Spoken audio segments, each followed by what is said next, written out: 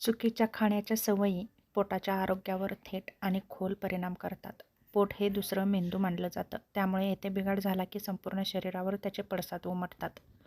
तर चुकीच्या खाण्याच्या सवयी म्हणजे काय? तर वेळेवर न जेवणं, अति तिखट, तेलकट किंवा जड पदार्थ जास्त प्रमाणामध्ये खाणं, जंक फूड, फास्ट फूड खाणं, अर्धवट शिजवलेले किंवा वारंवार गरम केलेलं अन्न खाणं, एकत्र न खाण्यायोग्य पदार्थ खाणं, घाईघाईत खाणं, उभं राहून किंवा टी व्ही बघत असताना जेवण करणं, भूक नसताना खाणं, भूक दाबून ठेवणं.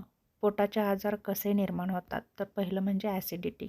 ॲसिडिटी चुकीच्या सवयीमुळे होते, जसं की उपाशीपोटी चहा कॉफी पिणं, जास्त तिखट आंबट पदार्थ खाणं, रात्री उशिरा जेवण करणं.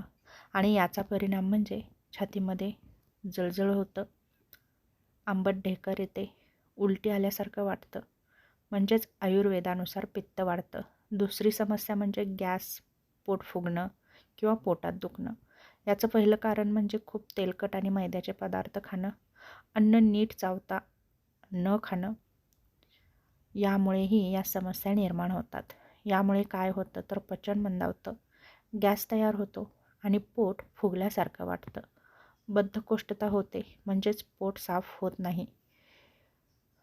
फायबर कमी असलेलं अन्न घेणं, पाणी कमी पिणं, सतत जंक फूड खाणं, यामुळे बद्धकोष्ठता होते आणि याचा परिणाम म्हणजे शौचाला त्रास होतो, डोकेदुखी वाढते, आळस वाढतो आणि आपली त्वचा खराब होते.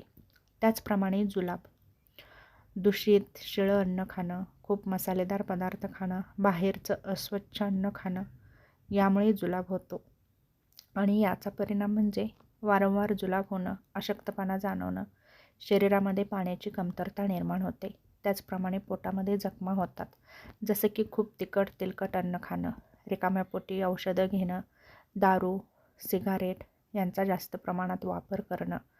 म्हणून जेवणानंतर तीव्र वेदना होतात, रक्तस्रावाची शक्यता वाढते, आम्लपित्त वाढतं.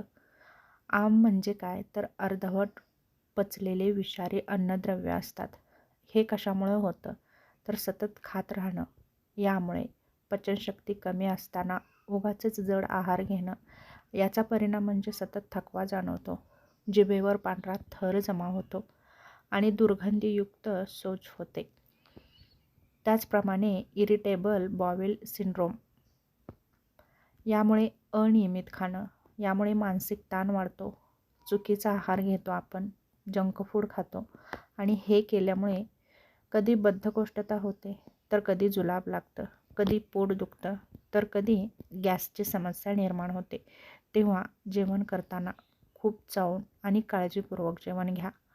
पोट आणि मेंदूचा थेट संबंध आहे.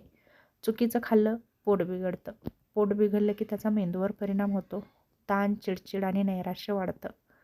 म्हणून पोटाचे आजार होऊ नये असं जर वाटत असेल तर शांतपणे जेवण करा, घरगुती ताजं अन्न खा, फायबरयुक्त पदार्थ खा, जसं की भाज्या, फळे, कोमट पाणी पिण्याची सवय लावा, अन्न नीट चावून खा, रात्री हलकं जेवण घ्या.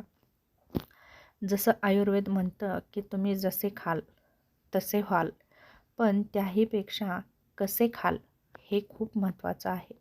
तेव्हा छोट्या छोट्या टिप्स नक्कीच फॉलो करा आणि पोटाच्या समस्या होण्यापासून आपलं संरक्षण करा.